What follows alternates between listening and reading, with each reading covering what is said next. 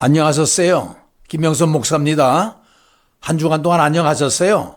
오늘 74.28% 치유 5번째 시간이 되겠습니다. 성령님께서 함께 하셔서 많은 은혜가 되시기를 바랍니다. 자, 그러면 오늘은 약속대로 성령 받는 방법에 대해서 말씀드리겠습니다. 오늘 본문 말씀은 사도행전 1장 5절과 2장 38절이 그 내용이 되겠습니다. 요한은 물로 세례를 베풀었으나 너희는 몇 날이 못되어 성령으로 세례를 받으리라 하셨느니라. 베드로가 이르되 너희가 회개하여 각각 예수 그리스도의 이름으로 세례를 받고 죄 사함을 받으라. 그리하면 성령의 선물을 받으리니. 자, 오늘의 목차 내용은 하나님의 주권, 두 번째는 성령 받는 방법, 믿는 단계와 성령 받는 단계는 어떻게 다른가, 그리고 교훈으로 마치도록 하겠습니다.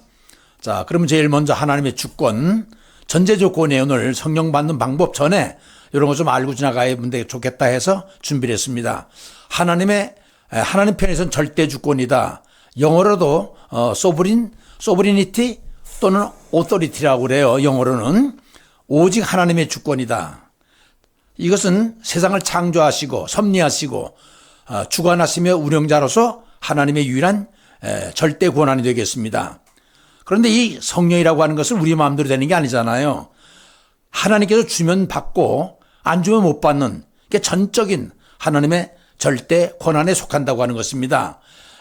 그래서 그러나 인간 편에서 볼 때는 전적 수동이죠. 하나님께서 100% 주관하신다면 우리 인간 편에서는 아무 능력이 없이 0%로 능력이 없는 그런 존재가 되는 것입니다. 그래서 말씀에 의고 성령 받기를 소원하고 바라며 간구하는 것밖에 없어요. 우는 아기에게 젖을 달라고 하는 것처럼 그런 입장입니다. 그래서 성경에 보면요, 너의 하늘아버지께서 구하는 자에게 성령을 주지 않겠느냐라고 주님께서 복음서에 말했듯이 구하는 자에게 좋은 걸 주는 우리 하나님께서 구하는 자에게 성령을 준다는 겁니다. 이 말씀에 의거해서, 또는 그들이 내려가서 성령 받기를 기도했다. 사도행전 8장에 보면은 베드로와 요한이 사마리아에 내려가서 성령 받기를 기도했다고 했을 때 기도도 간구하는 거 아니겠어요? 그 다음에 너희는 더 큰 은사를 사모하라. 내가 또한 제일 좋은 곳을 너에게 보이리라. 이것은 사도 바울이 고린도 교회 가서 얘기할 때 너희 성령 받은 적 있냐? 없대요. 그러니까 사모하라. 그러면 제일 좋은 길 너에게 보이리라. 고린도전서 12장 31절에 사모하라는 거예요. 그럼 준다는 거예요. 그러니까 우리는 사모하고 간구할 수밖에 없어요. 그것밖에 없는 거예요.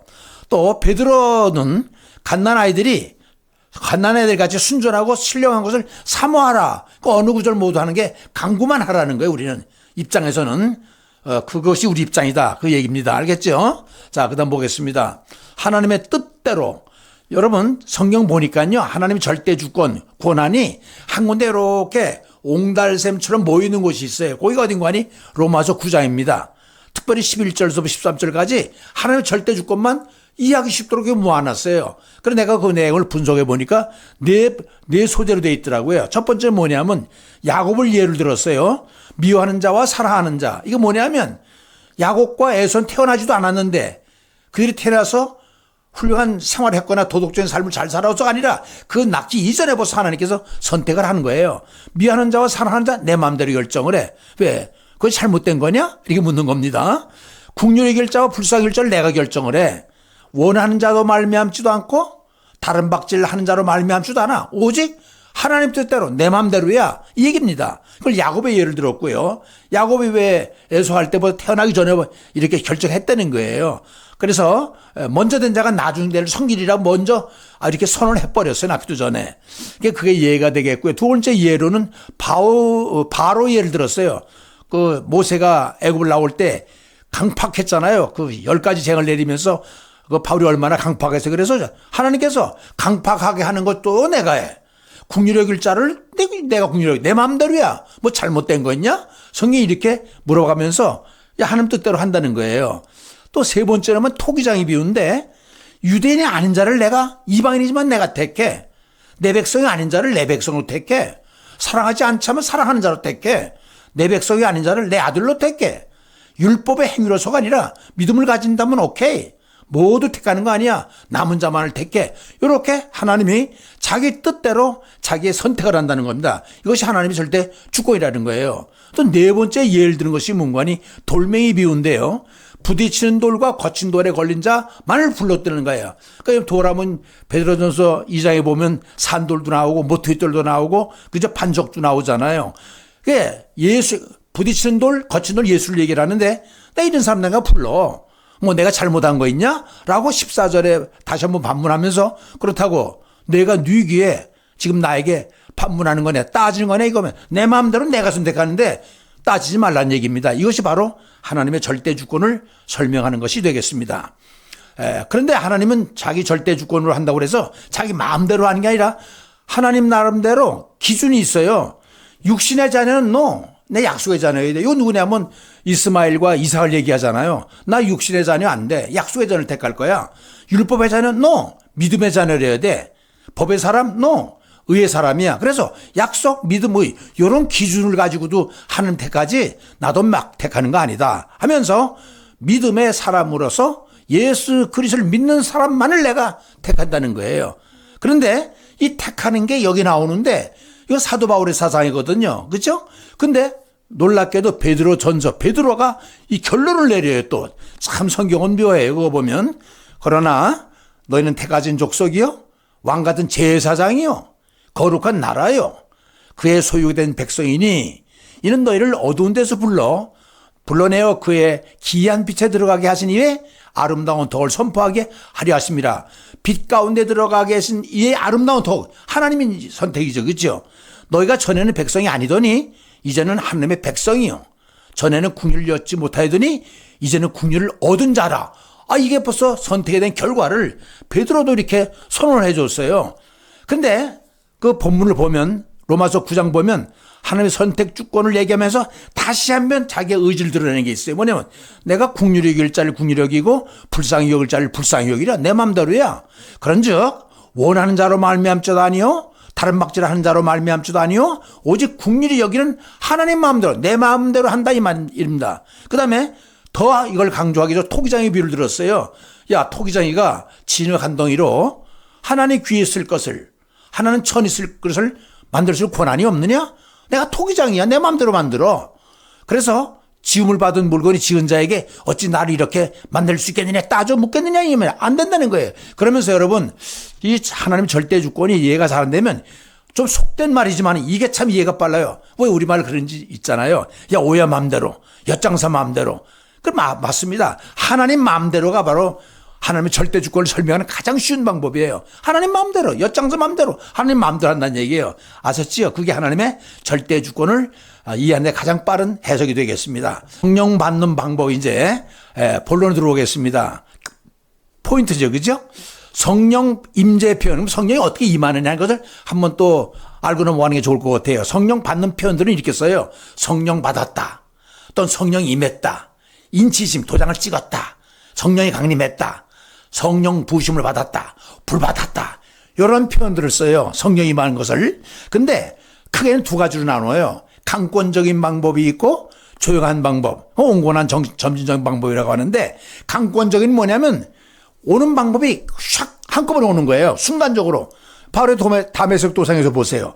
사도행전 9장 3절에 보면 갑자기 하늘에서 그냥 참 이게 불덩어리가 임하듯이 임하자니 강권적인 방법이에요.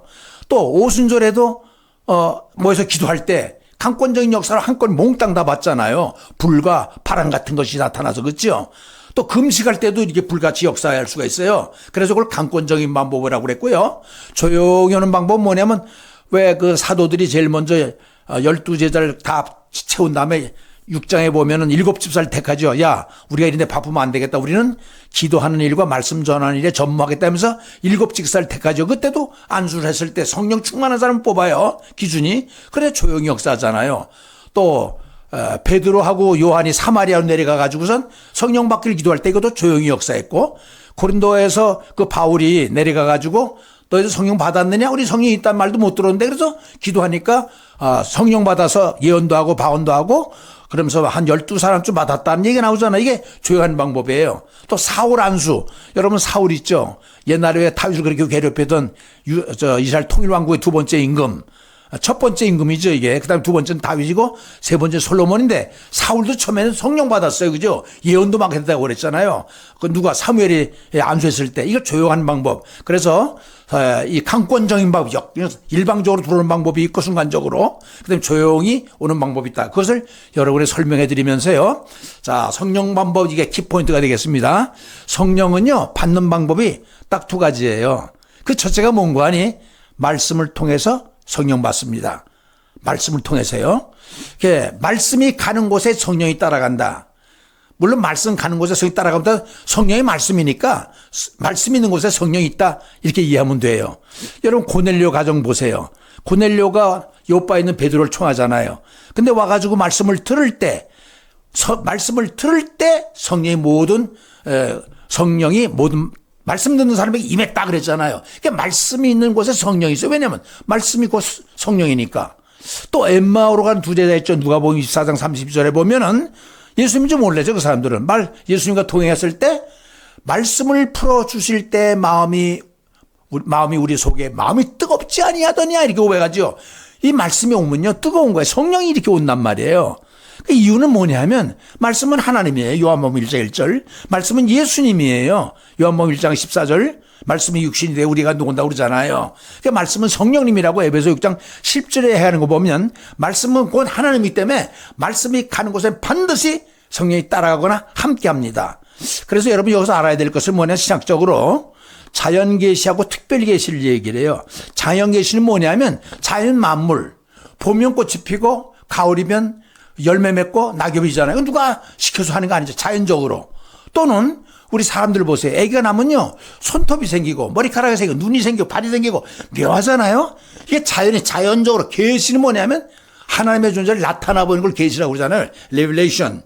보이는데 자연 만물의 인체를 통해서 이렇게 하나님을 알 수 있다는 거예요. 로마서 1장 12절에 뭐라고 그랬어요? 하나님이 존재하는 것을 나타내 보이시니 태초에 선한 능력과 그렇죠?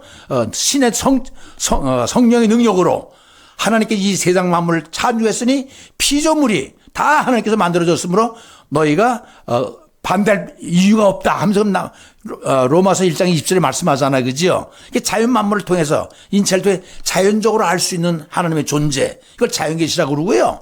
특별계시는 뭐냐면 예수님께서 이 땅에 들어오셨잖아요. 요한복음 1장 14절에 성육신 오셨잖아요. 그러면 그 애가 말이 됩니까? 하지만은 이성적으로 상식적으로는 이해를 못하지만 믿음으로는 이해가 되거든요.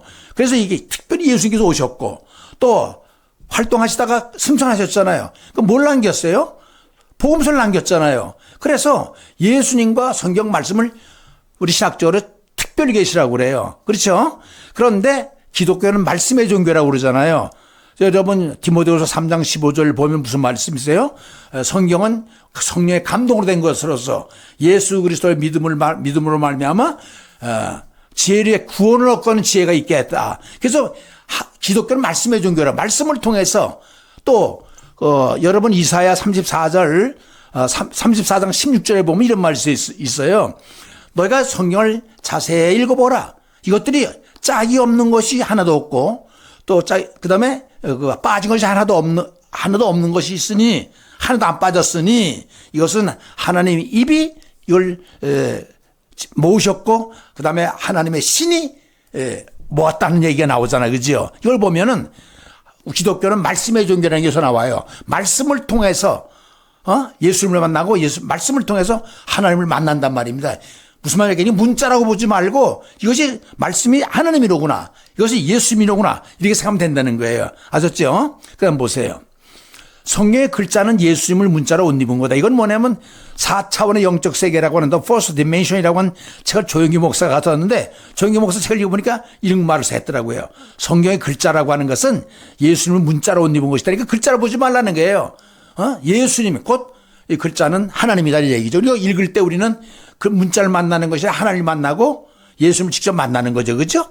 또 에베소 6장 17절에 보면 말씀은 곧 성령의 검을 가지라고 그랬잖아요. 근데 히브리서 4장 12절에는 살아있는 좌우에 날선 어떤 검, 이거 날쌘 검, 이 검으로 봤어요. 또 계시록 1장 16절에는 예수님의 입에서 검이 나왔다고 그랬어요. 이거 다 뭐냐? 말씀이에요. 말씀은 성령이거든요. 그 다음에 말씀을 읽을 때 성령이 역사하거든요. 왜 그래요? 여기 읽는 거는 세 가지 방법인데 다독이 있고 정독이 있고 심독이 있어요. 또 필서 쓰는 것도 있죠. 청독은 뭐냐면 우리 비데오를 듣잖아요. 듣는 것은 귀로 듣는 거니까 청독이라고 할 수 있죠. 그런데 다독, 정독, 심독 세 개가 있는데 다독이 뭐예요? 여러 번 읽는 거죠. 여러 번 읽는데 여러분 단편적으로 여러분 아침에 말씀 가지고 큐티하잖아요. 짤막짤막하게 읽지 말고 연속해서 통독을 읽으라는 거예요. 마태복음 전체, 마가복음 전체, 아니면 금식하면서 3일 동안 신약 전체, 구약 전체 이렇게 읽으라는 거예요. 왜냐하면 그래야 맥을 잡고 배경을 이해한다는 거예요. 영어에 보면요. Not continuity, but the sequence라는 말이 있어요. Not A, but B. A가 아니라 B라. 이 영문법에 그거 나오죠. continuity는 계속되는 건데 sequence는 뭐냐면 계속되는 거 대대 고리처럼 연결된 거 있죠. 이렇게 고리. 요게 봐서 논문을 쓸 때 그렇게 쓰잖아요. 논증하기 위해서. 그러니까 그냥 계속되는 게 아니라 고리고리 연결되듯이 하기 위해서는 통독을 하라는 거예요. 그게 다독을 할 때 좋은 점이다 얘기하는 것이고요. 일단 많이 읽는 게 좋죠. 뭐 많이 읽다 아닙니까? 그죠? 많이 읽으면 뭐가 된다 그러나 가능한 통독을 해라. 그래야지 시퀀스 고리고리마다 배경과 내용을 이해하게 된다 이 뜻이고요. 정독은 뭐냐면 의미를 살피는 거지요. 영어에는 between the line, 라인과 라인 그 행간이라고 그래. 행간. 그 사이에 일을 한다. behind the word. 낱말의 뒤에 있는 숨은 뜻을 발견하지만 영어로는 intensive reading이라고 그래요. 이 intensive는 강력하게 자세히 이런 뜻이 뒤에 나오네요. carefully 조심스럽게 있는 걸 정독이라고 하는데 정독을 하면 의미를 알게 되고 앞에와 연결짓게 되고 배경을 이해하게 되니까 좋다는 거예요. 그러니까 다독도 중요하지만 정독이 더 좋다. 이런 뜻이 되겠고요. 또 심독이라는 말은 제가 만들어낸 말인데 이게 맞는지 모르겠지만 난 심독을 좋아하거든요. 왜냐하면 이거는 다독도 좋고 정독도 좋지만 마음에 새기라는 거예요. 새기는 건 어떻게 해야 돼요? 암기하는 거지요. 외우라는 거예요. 메모라이즈 하라는 거예요. 영어에는 learn by heart. 마음으로 읽으라는 거예요. 이게 심독을 하라는 거예요. 새기면서. 근데 심독하면 생각나는 게 있어요. 왜 심독을 하면서 기억을 해냐면요. 테리 홀이라는 사람이 있어요. 학자가 있는데 이 사람의 바이블 파노라마라는 책을 쓰면서 3일 후에 기억량이라 뭔가를 제시하고 3일 있다가 얼마나 기억하는가 하고 그 테스트를 해보니까 읽혀주고선 3일 있다 물어보니까 10%를 기억한다는 거예요.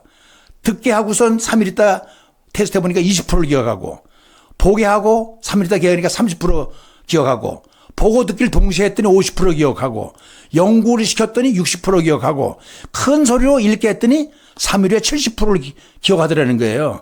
그리고 행하게 했더니 90% 기억하더라. 그러나 암기했을 때는 100%를 기억하더라 해서 암기하는 것이 참 이렇게 심독으로 마음으로 새기는 것이 굉장히 중요하다는 얘기를 제가 설명하고 있고요. 그러니까 말씀을 심령에 새기라는 거예요. 새기라고 하면 여러분 신명기 6장 6절로부터 9절까지 이걸 쉐마라고 그래요. 왜냐하면 이스라엘에 들으라 하는 말이 히브리 말로 쉐마거든요. 이 쉐마가 굉장히 중요한 것은 이스라엘 백성들이 교육 철학이에요. 이스라엘 백성들이 교육 이념이에요. 이 말씀을 엉간히 사람들은 집중해서 이대로 해요. 보세요.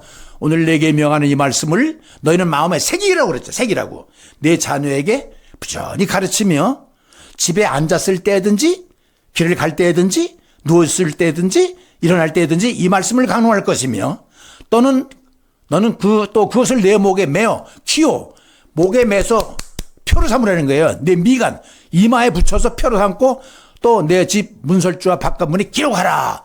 얼마나 중요해요. 색이라는 거예요. 이것이 유대민족들이 교육열이 가장 정말 뛰어난 것은 바로 이 이념 밑에 이런 철을 갖고 있기 때문에 그런 거예요. 새기는 거예요. 이마에 써붙여가면서 손에 붙여가면서. 자, 그래서 전도서 12장 11절 보니까 잘 박힌 목이라고 그랬어요. 마음에 외우면 잘 박힌 모처럼 말씀을 그렇게 보존하라는 얘기고 간수하고 기억하라는 뜻이겠죠. 그런데 여러분 큐티라는 거 알죠? 큐티는 원래 quiet time 조용한 시간인데 여러분 매일 성경 읽기 할 때 큐티 하잖아요. 말씀을 가지고. 그런데요. 제가 큐티의 3요소 되고 제가 만든 말이에요. 3요소라는 말 없는데 제가 만들어낸 건데 뭐냐면 큐티를 제대로 하려면요. 3가지 요소가 구비돼야 돼요. 조용한 장소, 조용한 시간, 조용한 마음입니다. 요 셋 중에 하나만 빠져도 안 돼요.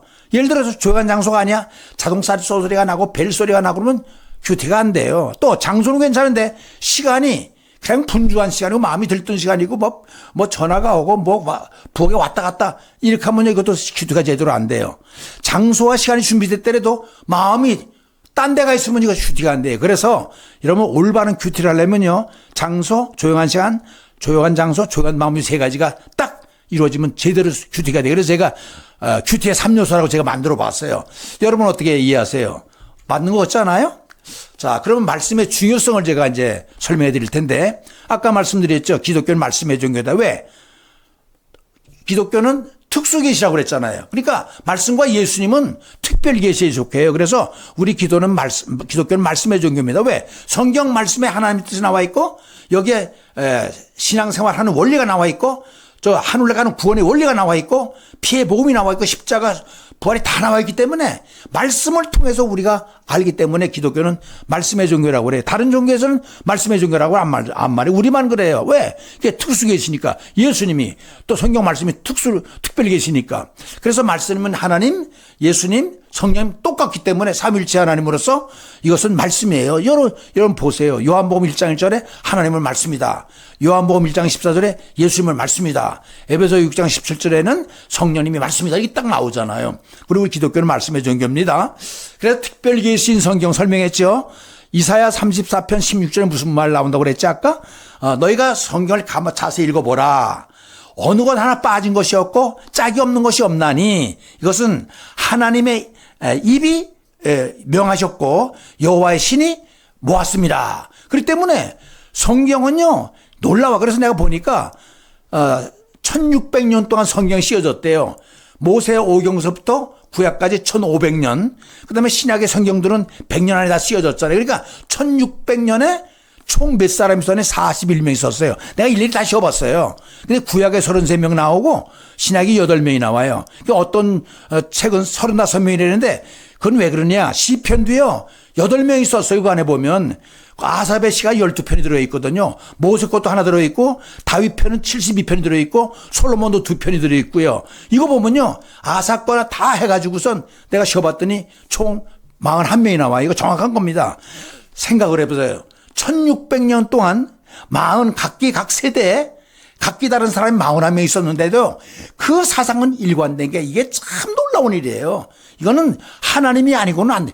그 사상이 사람마다 다른 역사가 160년도 아니에요. 1600년 동안 이것이 일관된 사상이라는 거니까 이사야 34장 16절에 여호와의 입이 말씀하셨고 여호와의 신이 모았기 때문에 참 이 성경은 놀라워요. 무슨 말인지 알겠죠?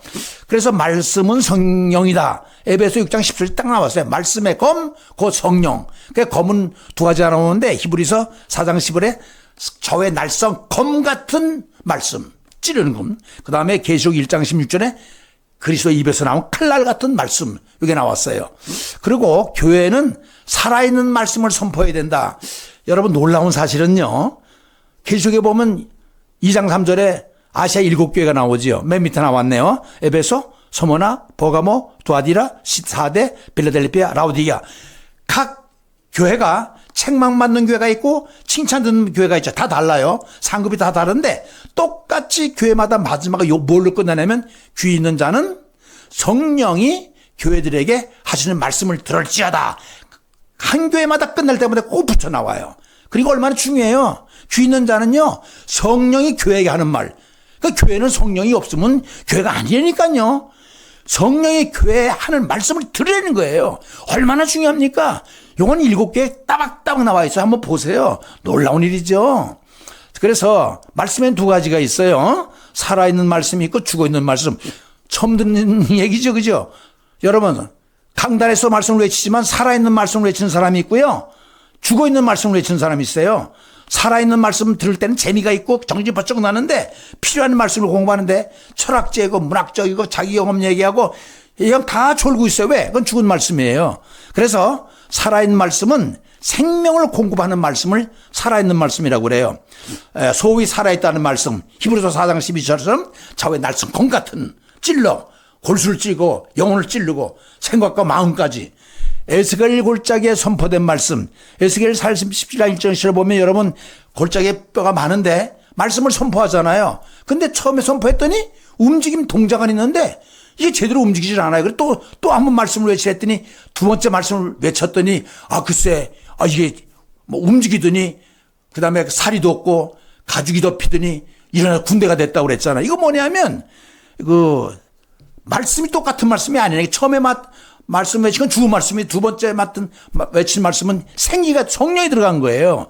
그래서 두 번의 말씀 선포에 생기가 들어가니까 그게 생령, 사람이 살아있는 영이 된 거예요. 여러분 창세기 사람 만들 때 여러분 기억나세요? 여기 나오고 창세기 2장 7절에 이런 말씀이 있죠. 여호와 하나님이 흙으로 사람을 지으시고 생기를 그 코에 넣으심에 사람이 생령, 살아있는 영, living being. 이 영에서 being은 존재를 얘기를 해요. 살아있는 존재, living soul, 영이 된지라. 그래서 흙 더하기 생기는 생명이니까 생기가 뭐냐면 바로 성령이라는 거예요. 성령이 들어가니까 제대로 움직인다는 얘기예요. 이제 아셨죠? 아까 아골골짜기도 뭐 처음에 외칠 때는 동작만 있었지만 제대로 안 됐지만 두 번째 말씀에 생기가 들어가니까 군대가 되잖아요. 그러니까 이게 살아있는 말씀이 그만큼 중요해요. 또 죽은 말씀은 뭐냐? 생명이 없는 말씀이 죽은 말씀이죠. 뭐 동작은 있으나 생명이 없는 말씀. 아까 에스겔 골짜기 얘기했죠. 두 번 맺혀요. 처음에 했을 때 동작만 있는데 두 번째 생기가 들어가니까 군대가 되잖아요. 이게 죽은 말씀은 허공만 치는 말씀. 요새 강단에서 허공만 치니까 교인들이 다 졸고 앉아 있는 거예요. 성령이 함께하지 않는 말씀, 함께하지 않는 걸 without이라고 그래요. with라고 하는 전치사와 out, 바깥에 있는 부사 붙여서 without, 없는, 돈이 없다 할 때 without 이러거든요. 그러면 성령이 있다, within인데 without은 성령이 없는 죽은 말씀이에요. 그 죽은 말씀이 뭐냐? 율법적이고 형식적이고 교리적이고 원론적이고 내용이 없는 껍데기, 이게 죽은 말씀이에요. 그래서 히브리서 4장 11절에 보니까 하나님의 말씀은 살아있고 살아있대잖아요. 활력이 있어. 좌우의 날설 어떤 것보다 예리하여 혼과 영과 및 관절과 골수를 찔러 쪼개기까지 하며 또 마음과 생각과 뜻을 감찰하시니라. 이 나오잖아요. 이게 살아있는 말씀이고 죽은 말씀은 생명이 없어요. 아직까지는요, 말씀을 통해서 성령 받는다고 설명을 했고요. 이제는 또 한 가지 다른 방법, 기도를 통해서 받기. 또 성령 못 받아요. 기도를 통해서. 기도할 때 오순절 때 성령이 임했잖아요. 베드로가 뭐라고 기도했죠? 사도행전 4장 31절에 말씀을 외치게 하시고 병든 자를 낫게 하시며 기적과 이사가 예수 그리스도의 이름으로 퍼지게 하옵소서라고 했을 때 땅이 진동하면 성령이 임했다고 그랬어요. 이건 기도할 때 성령이 임해요. 근데 기도와 말씀 비교할 것도 없지만은 어디가 중요하냐면 말씀이 더 중요해요. 왜? 말씀은 오는 것이고 하나님부터, 기도는 우리에게 가는 거니까 오는 게 더 중요하죠. 말씀이 더 중요해요. 그러나 둘 비교하는 것보다는 말씀과 기도 외에는 성령 받는 방법이 없어요. 그러면 기도는 어떤 기도를 드려야 되느냐? 간절한 기도죠. 치유받은 사람들 보세요. 혈루증 앓으니 손만 갖다 대도 할 것 같은, 예수님만 만나면 내 눈뜰을 들 것 같은, 문둥병 환자, 예수님을 만나면 내가 왜 간절한, 어떤 사람 간절한 걸 간이 저릴 정도로 이렇게 해석을 하더라고요. 간절한 기도가 중요하고, 물론이겠죠. 자백하는 기도, 죄를 토해내려는 거예요. 만일 우리가 우리 죄를 자복하면 저는 미쁘시고 의로우사 우리 죄를 사하시며 모든 불의 소리를 깨끗하게 하신다고 그랬어요. 이 자복하는, 그러니까 간절한 기도, 자백 기도가 성령 받는 방법이에요. 더욱이 기도 중에 어떤 기도가 좋으냐? 난 회개 기도를 얘기를 해요. 회개 기도할 때, 회개가 뭐예요? 깊은 뉘우침 아니에요? 가슴을 치는 통에 어찌할꼬 가슴을 쳐. 여러분 얼마나 깊이 통해를 하면 나 잘못했어요 이것이 아니라 가슴을 치면서 어찌할꼬, 사도행전 2장 28절, 그러면 성령을 선물 받으라 했으니까 이렇게 깊은 뉘우침 있는 회개 기도를 하라는 거예요. 회개하여 예수 그리스도의 이름으로 세례를 받고 죄사함을 얻으라, 그리하면 성령을 선물로 받으리라. 이러면 마음의 그릇을 부셔라, 그러면 성령 받는, 밥을 푼다는 얘기입니다. 심령의 그릇이, 내가 얘기했잖아요. 죄를 다 씻어내는 것은 밥그릇 더러운 것을 다 씻어내고 깨끗한 것에 밥 푸는 것, 그거 권리 생각하면 돼요. 회개는 회심까지 가야 된다. 회개는요, 마음으로 깨닫는 거예요. 잘못했다. 회심은요, 깨닫고 행동까지 변화되는 거. 그러니까 회개는 마음뿐이지만 회심은 마음이 변하고 행동까지 변해야 진짜 변하는 거예요. 어떤 사람 회개했다고 전 행동이 변하지 않아요. 담배 끊어야 되겠다 하면서 잘못했습니다. 또 피해. 그건 회심이 안 된 거예요. 회개는 했지만. 그렇기 때문에 여러분, 회개는 회심까지 가야 돼. 행동의 변화. 담에색에서 그 사도바울 보세요. 율법에 그냥 젖어있던 그 사람이 예수 믿는 사람 잡아 죽이다가 확 돌아서 선교사가 되잖아요. 행동의 변화, 180도 회전, 이것이 회심까지 가야 되는 거예요. 여러분, 천국 못 가는 건 죄 때문에 못 가는 게 아니에요. 회개 안에서 못 가는 거예요. 입술의 기도가 성령의 기도. 아까 그랬죠. 입술의 기도는 내가 생각을 하는 거지만 성령의 기도는 말할 수 없는 탄식으로 성령이 대신 기도해 준다고. 요즘에 술 얘기했잖아요. 그렇죠? 그래서 성령의 기도까지 가야만 이것이 참된 회개가 되는 거예요. 근데 여기 제가 하나 레코멘드 추천하는 것은 금식 기도인데요. 제일 좋은 기도가 무슨 기도예요, 여러분? 제일 좋은 기도는 제일 응답이 빠른 기도가 좋은 기도죠. 그런데 이 기도가 금식 기도는요, 제일 힘든 기도예요. 왜 그러세요? 생명을 내야 되기 때문에 그래요. 에스더 보세요. 민족이 다 말살되겠으니까 죽으면 죽으려고 전부 민족이 3일 금식할 때 응답되잖아요. 모르드게가 하만을 그냥 역전되잖아요. 예수님도 보세요. 40일 동안 금식을 했어요. 예수님은. 이 금식 기도가 대단해요. 그게 제일 좋은 기도, 제일 응답이 빠른 기도는 저는 금식 기도라고 생각을 해요. 그래서 금식 기도가 빠른 이유가 뭐냐? 생명을 들이대잖아요. 밥을 안 먹는다고 하면 생명을 들이대는 거예요. 절박함, 부르짖음이에요. 그 몸으로 하는 기도, 입으로 하는 기도예요. 몸으로 하는 기도, 마음을 스럽게 괴롭고. 여러분, 입술의 기도는 생각으로 하는 건데 금식 기도는 몸으로 마음을 괴롭게 하면서 하는 거예요. 육의 기능은 완전 안 먹으니까 육의 기능은 완전히 정지되고 영의 기능만 활동하니까 얼마나 응답이 빠르겠어요. 자신을 100% 포기하는 거예요.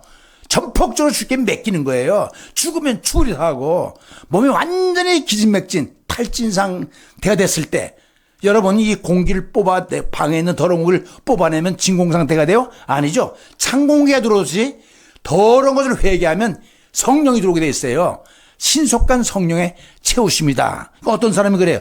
목사님 저는요 한 끼만 굶어도 금식 못해요. 죽어요.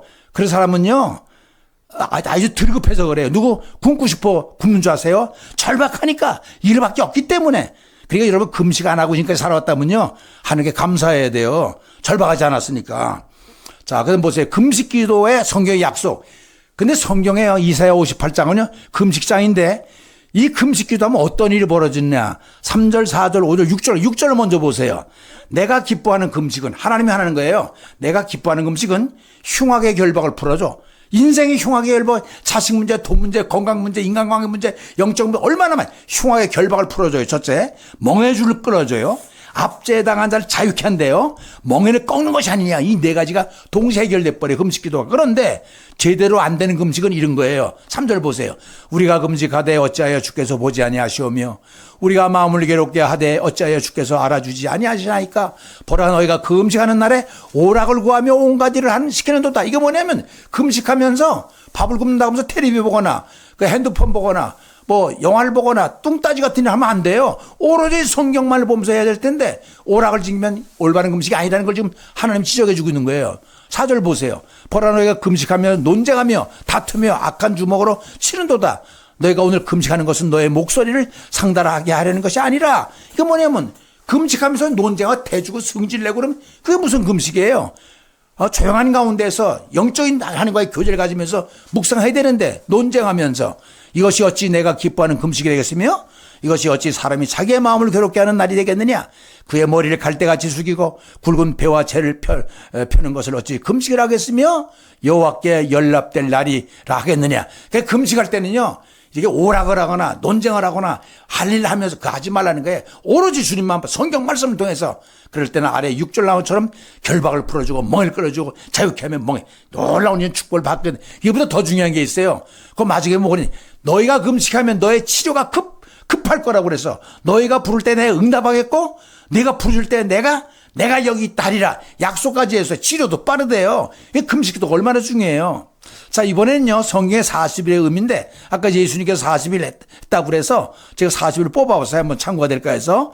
40이라는 숫자는 성경상을 볼 때 신성한 수, 고통과 징벌의 수, 인내하는 수, 준비하는 시간, 인간관계 한계치 이걸 얘기하는데 노아의 사입주 홍수, 모세의 40일 금식, 엘리야의 40일 금식, 이스라엘의 광야 40년, 이스라엘 왕조 40왕. 요건 뭐냐면요.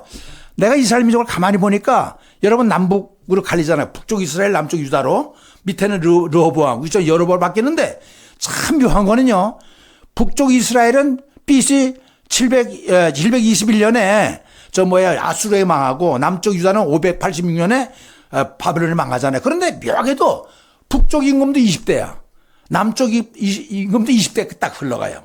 참 묘하, 19대가 될 수 있고 21대 될때 똑같이 20대예요. 그래서 내가 앞에 보니까 40대. 요것도 참 묘하다. 여단치 물어봤어요. 그리고 중요한 건 예수님의 40일 금식기도. 이건 참고로 그냥 알아두셔서 해놨습니다. 자, 중요한 것도 하나 왔는데요. 믿는 단계가 있고 성령 받는 단계가 있다. 요건 좀 신학적으로 굉장히 신앙적으로 요거 아주 요거 델리케이트한 민감한 부분인데요. 내가 그러함에도 불구하고 나눠봤어요. 믿는 단계가 있고 성령 받는 단계가 있다는 거예요. 믿는 단계는 첫째, 고린도전서 12장의 12장 3절의 근거가 돼요. 성령으로 아니고서는 누구든지 예수를 주라 할 수 없느니라. 그러니까 예수를 믿으면 성령이 임대했다는 얘기죠. 근데 그게 믿는 단계라는 거예요. 전통적으로 조용한 믿음 생활, 모태신앙, 교회 생활, 정상적인 신앙생활 할 때 교회 생활하면 이게 믿는 단계라는 거예요. 성령은 알고 있긴 있으나 그래 체험은 못했지만 뭔가 역사하는 것 같아. 평범한 신앙생활. 그래 1단계라고 그랬어요. 제가 종교인으로 구분된다. 이걸 1단계로 보면 신앙인은 제2단계거든요. 왜? 성령 받은 사람은 2단계로 보면 내가 대비시켜 본 거예요. 물세례 예수님이 그랬잖아요. 물과 성령으로 세례받지 않으면 하늘나라 갈 수 없다기 때문에 물세례와 성령 세례 차이가 있어요. 저를 위하여 성령 받기를 기도하니 이는 아직 한 사람도 성령이 내리실 일이 없고 오직 주 예수 이름으로 세례만을 받았을 뿐이었더라. 사도가 저에게 안수함에 성령을 받는지라. 얘기는 뭐냐면 사도행전 8장 14절에는 베드로와 요한이 사마리아 갔을 때 성령은 뭔지 모르는데 너 뭐 했냐니까 자기는 물세례만 받았다는 게. 그런데 기도하니까 성령 세례 받았거든요. 똑같이 사도행전 19장 2장 7절에 보니까 사도 바울이 고린도 교회에 있을 때 너희가 성령을 받았느냐 했더니 우리는 성령이 있다는 말도 못 들었다. 그러니까 사도 바울이 야 요한이 나는 물세례를 주지만 내 뒤에 오시는 불로 세례 줄 거야. 그걸 얘기하는 거야 하면서 기도했더니 성령이 맺다고 그랬잖아. 이거 보면요. 물세례와 성령 세례가 분명히 다른 거예요. 그래서 물세례는 1단계, 성령 세례는 2단계인데 난 이걸 갖다가 물세례는 믿는 단계, 성령 세례는 성령 세례 받는 단계 이렇게 나눠본 거예요. 그러나 여러분 이건 아세요? 성령 세례 받은 사람보다 평범하게 받았다고 해도 아무것도 아니냐. 안 그렇잖아요. 성령으로 아니고선 누구든지 예수 그리스도를 주라 할 수 없다고 했으니까 오히려 성령 세례 조용히 받은 사람이요. 더 열매가 많은 사람이 있어요. 내가 보니까 방언 못해도요. 방언하는 사람보다 더 신앙의 열매가 있는 걸 보면요. 이 믿는 단계도 무시 못한다는 거예요. 자, 이 성령 받는 단계입니다. 1단계는 뭐라고 그랬죠? 믿는 단계. 두 번째는 성령 받는 단계. 이건 불 받는 단계죠. 신앙생활 2단계로 요한복음 3장 5절을 근거로 한다. 그리고 다메섹 사건도 된다. 뭐냐면 물과 성령으로 거듭나지 않으면 하나님 나라 들어갈 수 없대요. 1단계, 2단계 거치지 않으면 안 된다는 거예요. 예수님은. 복음서와 사도행전의 제자 비교. 요거 보면 여러분 알아요. 복음서의 제자를 보세요. 그 사람들이 예수 안 믿었어요? 3년 동안 따라하면서 믿었어요. 베드로는 고백을 하니까 천국 열쇠까지 받았잖아요. 그러나 복음서의 그 제자는요. 대제사장 앞에 가지고 예수 3번씩 부인하잖아요. 이렇게 인간적인 건데 사도행전 딱 넘으면서 사도가 돼버려요. 복음서엔 제자지만 사도행전 사도가 돼요. 그건 제자와 사도 차이가 뭐냐? 제자는요. 부르심을 입은 자. 사도는요. 보내심을 입은 자. 다시 말하면 제자는 사회와 같아요. 받아들이니까. 사도는 뭐냐? 갈릴리 같아. 막 내주니까. 그러니까 제자는 부르심을 받은 자, 사도는 보내심을 입은 자. 그래서 차이가 뭐냐? 복음서와 사도행전 차이 성령 받았느냐 안 받았냐. 그런 내가 밑에 도표를 그려놨어요. 제자였는데 성령 받으면 사도가 됐다. 여러분이 예시키려고 한번 그려봤어요. 고넬료 경우 어떻게 보세요? 사도행전 10장에 고넬료 나오잖아요. 이 사람은요. 이방인이잖아요. 그런데 하루에 3번씩 기도했어요. 옥상에서 기도했는데 천사가 와서 지시할 정도로 영적인 사람인데 근데 뭔가 부족했나 봐요. 그러니까 요빠 있는 베드로를 데려오래잖아. 데려와가지고 말씀을 듣는 가운데 성령 받잖아요. 그러니까 이 고넬료는 3가지 일복을 배우실 수 있어요. 첫째, 신학적으로 이방인도 구원을 받는구나. 그 다음에 말씀을 들을 때 성령이 매다 이것도 배우게 되고요. 이 사람은요, 거꾸로 받아요. 물 세례 받고 성령 세례 받아야지 1단계 2단계 넘어가는데 이 사람은 성령 세례 받고 나서 물 세례 거꾸로 받아. 그러니까 베드로가 깜짝 놀라서 우리가 받은 성령을 받았으니까 세례를 주지 못할 이유가 없다 해서 성령 물 세례 주잖아요. 그러니까 거꾸로 받은 사람이에요. 성경에서 불세례 물세례를 거꾸로 받은 사람이 사도 바울하고 고넬료 두 사람밖에 없어요. 자, 본인의 경험, 이건 내 경험이에요. 저도 조용한 신앙생활을 했어요. 국내에 예수를 영접하고 정말 교회 생활 열심히 기도를 열심히 했는데 난 조용히 나도 믿는 단계의 사람이었는데 이 단계에도 성령 체험했어요.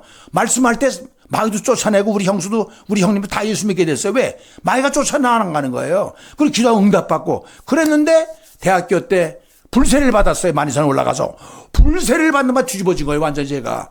불세례를 받고선 달라진 게 세 가지가 있어요. 기도가 달라졌어요. 그때부터 금식 기도한 것이 이날이 때까지 난 기도하면서 밥을 먹어본 적이 없어요. 최소한 3일 하거든요. 5일, 7일, 2주, 30일까지 해봤는데 제가 거기서 불 받고선 뒤집어지면서 산에서 그냥 뒤집어져가지고 첫째 내가 기도가 바뀌어서 금식기도 하게 됐고요. 두 번째는 말씀을 엉간히 봤어요. 저는 산속에 들어가서 계속 말씀만 보다 보니까 외우게 됐고요. 그래서 이 방송을 하는 거예요. 전 말씀을 웬만한 거 다 외워요. 세 번째 달라진 게 뭐냐면 산기도를 알았어요. 물론 가장 기도가 좋은 데가 교회에서 하는 기도가 좋지요. 그런데 나는요 산 쪽에서 불을 받았기 때문에 미국에서 클레모드 신학교 갔다 오면서 한 시간 동안 운전하거든요. 중간에 산에 올라가가지고선 기도를 했는데 30년 동안 산속에서 뭐래요? 3일, 4일 금식하면 성경 보잖아요. 그래서 제가 달라진 게 기도가 금식으로 바뀐 거고요. 그 다음에 성경 말씀을 독파하게 된 거고요. 암기법도 다 배웠잖아요. 세 번째는 산속에 들어가서 기도하는 법을 난 이 세 가지가 달라졌어요. 불을 받고선요. 그러니까 하나님이 은사를 주시니 나와요. 또 보세요. 성령 체험 주시는 목적이 뭐냐? 그러면 그거 참 이상하다. 1단계는 믿는 단계, 2단계는 성령 받는 단계인데 그럼 다른 게 뭐냐? 불 받으면요. 예수님이 그랬잖아요. 사도행 1장에서 너희들 예루살렘 떠나지 말고 아버지의 기도한 성령을 기다리라. 왜 그래요? 성령이 임하면 능력이 임하면 증인되라는 거예요. 일하라는 거예요. 성령 체험 주신 목적은요. 능력을 줘가지고 은사를 예수 불을 받으면 은사가 따라와요. 일하라는 거예요. 무슨 일? 복음을 전하라는 거예요. 사명 감당하라는 그게 달라요. 그래서 성령을 받으라는 거예요. 성령 받고 뜨겁다는 끝나는 게 아니라 은사가 따라오니까 은사를 활용해서 증인되라는 거예요. 이게 불 받는 그게 성령 받는 목적이에요. 이게 굉장히 중요합니다. 이거 사도행 1장 9절에 나와요. 읽어보세요.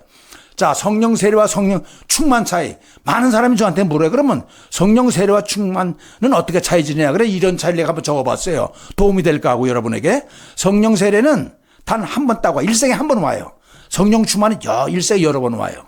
성령 세례는 불같이 오지만 성령 충만은 물같이 조용히 와요. 성령 세례는 영적으로 오지만 성령 충만은 몸으로 와요. 성령 세례는 폭발적으로 순간적으로 오지만 성령 충만은 조용히 이렇게 와요. 또 성령세는 불 2단계라고 그랬죠. 성령 충만은 1단계는 물같이 조용히 온다면 이건 2단계예요. 성령 세례는 순간적으로지만 충만은 점진적으로 와요. 성령 세례는 내적으로 뜨고 내가 불을 받아보니까 속에 불이 나요. 그냥 난리가 났었어요. 빙글이 굴었으니까. 그 다음에 충만은 외적 교회 생활로 오잖아요. 이게 외적 생활 정규 생활로. 성령 세례는 인생에 단 딱 한 번 와요. 충만은 인생에 여러 번 와요. 그러니까 충만 받으라는 게 충만하지 못할 때가 있다는 거예요. 성령 세례는 영원한 것이다. 한 번 받으면 영원한 거니까 충만은 순간적이면 들락날락해요. 들락날락 타락한 사람도 많이 있죠. 성령 세례의 특징은 아까 말씀드렸죠. 세례 후에 반드시 은사가 따라와. 은사가 따라온 거는 일하라는 얘기예요. 그렇기 때문에 9가지 은사 오고 기도 은사, 찬양 은사 막 따라오는 거예요. 이제 알겠어요? 아, 성령 세례와 성령 충만이 그렇게 다르구나. 그 다음에 그럼 성령 세례와 성령 충만에 실패는 안 합니까? 성령 충만은 실패하지만 성령 세례는 여러분 이걸 생각해요. 어떤 사람이 저한테 와서 물어요. 아무개 목사님은 성령 세례까지 받은 사람인데 말년에 자녀 때문에 돈 때문에 망하는 건 어떻게 돼요? 그랬을 때 내가 기도하는 가운데 이걸 깨달아서 아랫줄 보세요.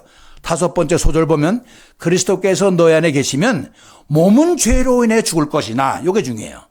영은 의를 인하여 산 것이니라. 예수를 죽은 자 가운데서 살리신 이의 영이 너희 안에 거시면 그 예수를 죽은 자 가운데 살리신 이가 너희 안에 거시는 그 영으로 말미암아 너희 죽을 몸도 살리라. 죄를 성령 세례받아 죄를 져주면 몸은 죽어. 그렇지만 영은 산다는 거예요. 그러면 이런 말씀도 있어요. 성령 세례든 충만이든 실패하면 이건 얄짤없다는 거 있어요. 보세요. 하나님이 허락하시면 우리가 이것을 아리라. 한 번 비침을 받고 하늘의 은사를 맛보고 성령에 참여받고 하나님의 선한 말씀에 내세의 능력을 맛보고 성령 참여한 사람이죠. 능력 받은 사람이죠. 세례 받은 사람이죠. 타락한 자들은 이랬다가 타락하는 자들은 다시 새롭게 하여 회개할 수 없나니 이는 그들이 하나님의 아들을 다시 십자가에 못 박아들이고 놓고 욕되게 말이라. 이렇게 하면 얄짤이 없다는 거야. 성령 세례와 성령 충만이든 이렇게 한번 타락한 자는 안 된다. 성령 체험하고서도. 이 말씀을 참고로 하면 좋겠어요. 자, 성령 떠난 자의 상태, 악신이 그를 번뇌케 했다. 이거 뭐 사울이죠. 처음엔 성령 받았지만 악신이 괴롭히니까 다윗을 그렇게 괴롭혔잖아요. 죄에 죄를 더해. 말씀을 듣잖아. 왜?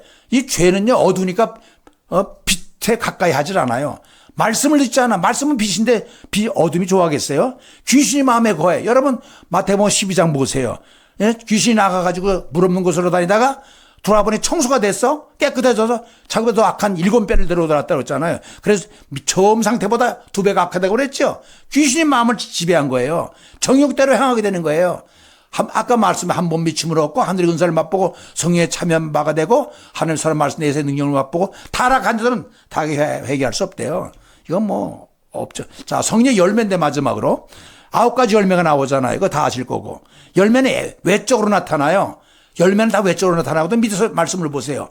이와 같이 너의 빛을 사람 앞에 비추게 하여 저희로 너의 착한 행실을 보고 하늘에 계신 너의 아버지께 영광을 드리. 예수 믿으면 착해야 돼요. 왜? 열매니까요. 빛의 열매는 뭐라고 그랬어요? 착함과 의로움과 진실함. 여기 떠나면 예수 믿는 사람 아니에요. 왜? 성령의 열매에 있는 사람은 이게 나타나거든요. 착하고 거짓말을 못해요. 의롭고 거짓하고 이게 교집모 않고 진실함이 있다고 그러잖아요. 그 다음에 인격적인 변화가 나타나죠. 지정의 열매가 그렇게 나타나요. 열매는 천국신의 생활규모이다. 산상수는 언젠가 이 20가지는 여러분 또 한 소개할 기회가 있을 거예요. 9가지 열매가 더 있다고 지난 시간에 말했죠. 9가지 열매, 사랑도 열매예요.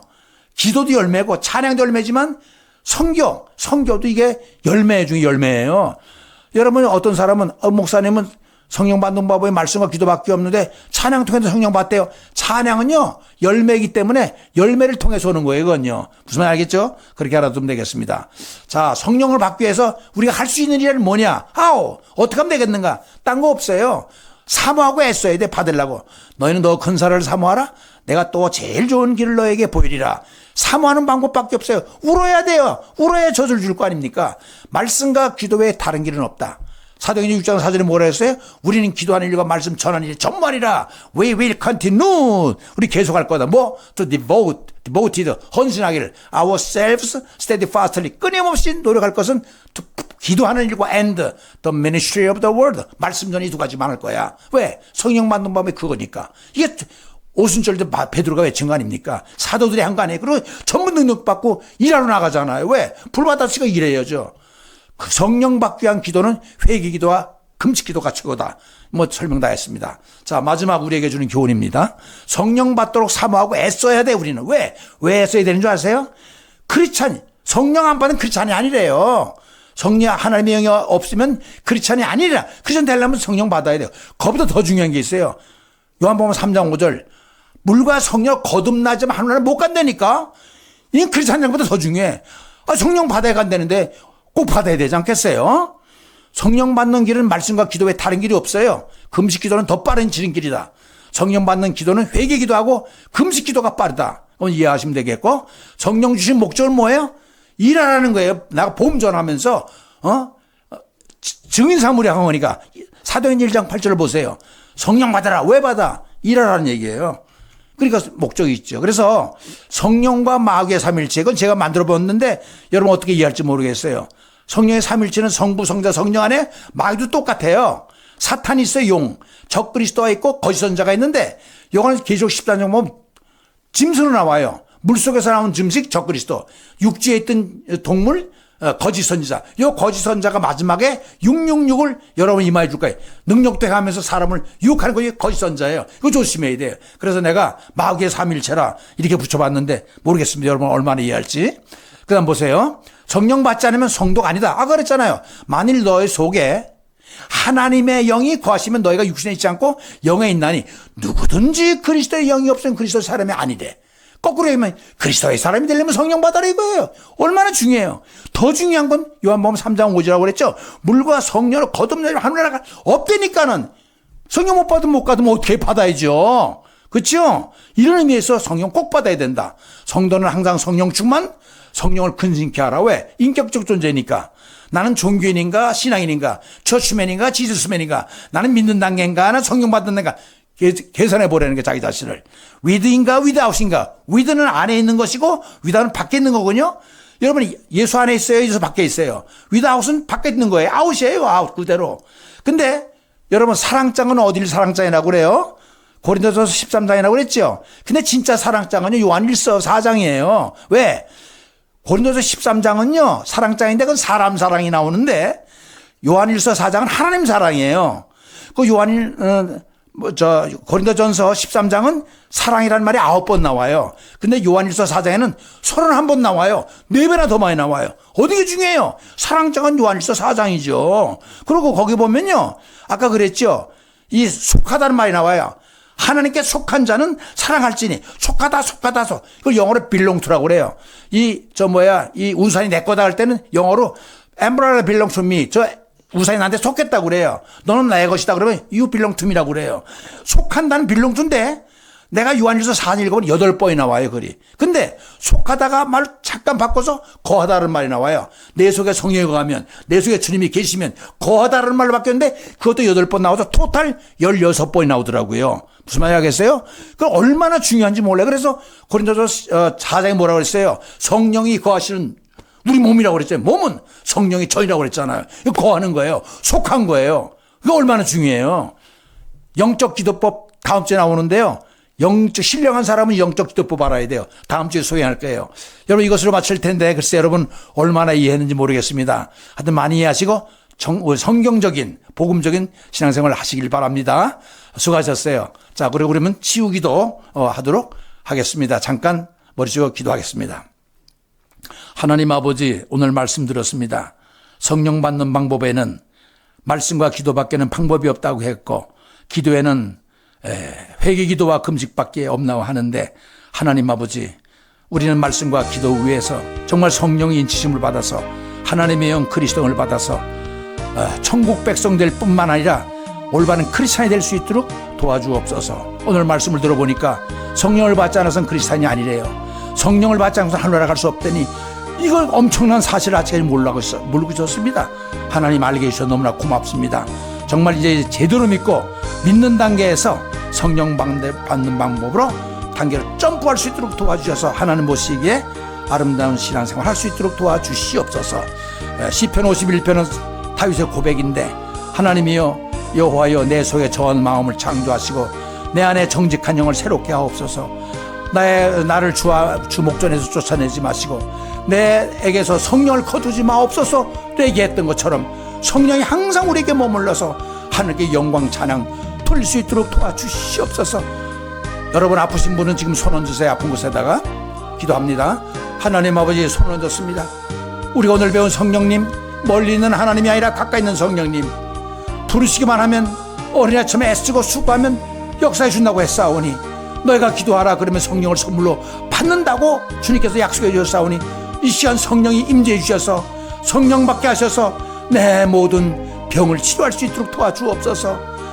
죄가 나갈 사탄이 나갈 때는 병을 가지고 나간다며요. 하나님 이 시간 성령이 오셔서 내 마음을 지배하여 내 몸이 사탄이 거하는 집이 아니라 성령이 거하는 집이 돼서 나를 그렇게 오랫동안 괴롭히던 더러운 마귀로부터 질병을 이 시간 깨끗이 예수의 피 보혈의 능력으로 깨끗게 하옵소서. 정결케 하옵소서. 해방되게 하옵소서. 죄와 사망에서 질병에서 해방되게 하시고 이 고통에서 해방돼서 기뻐지는 삶을 살아갈 수 있도록 성령 받은 자 되게 하옵소서. 주시면 예수 믿어도 믿는 단계에서 헤매는 1단계에서 헤매지 말게 하시고 성령을 사모하여 성령 받아 2단계로 한번 점프해서